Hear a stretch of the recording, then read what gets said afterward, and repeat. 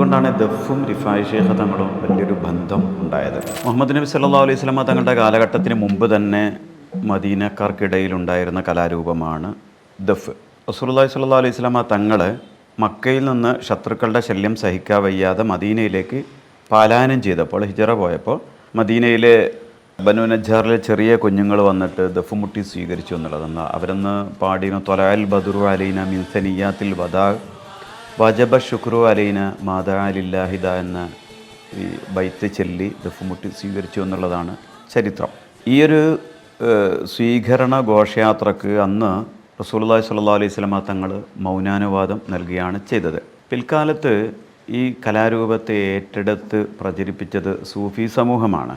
സൂഫി സമൂഹത്തിൽ ഹിജറ 5-ാം നൂറ്റാണ്ടിൽ ജീവിച്ച 4 കുത്തുബുമാരിൽ പ്രധാനിയായ ഷെയ്ഖ് അഹമ്മദുൽ കബീർ റിഫായി ഖദ്ദസല്ലാഹു തആല അസ്റഹു തങ്ങൾ അവരുടെ പർണശാലയിൽ ഈ ദഫ്മുട്ട് ഉപയോഗിച്ച് ദിക്ർ ചെല്ലാറുണ്ടായിരുന്നെന്നും നഷീദകൾ ചൊല്ലി ദഫ്മുട്ടാറുണ്ടായിരുന്നൊക്കെ ചരിത്രരേഖകൾ കാണാൻ സാധിച്ചിട്ടുണ്ട്. ഇതുകൊണ്ടാണ് ദഫും റിഫായി ഷേഖ് തങ്ങളും വലിയൊരു ബന്ധം ഉണ്ടായത്.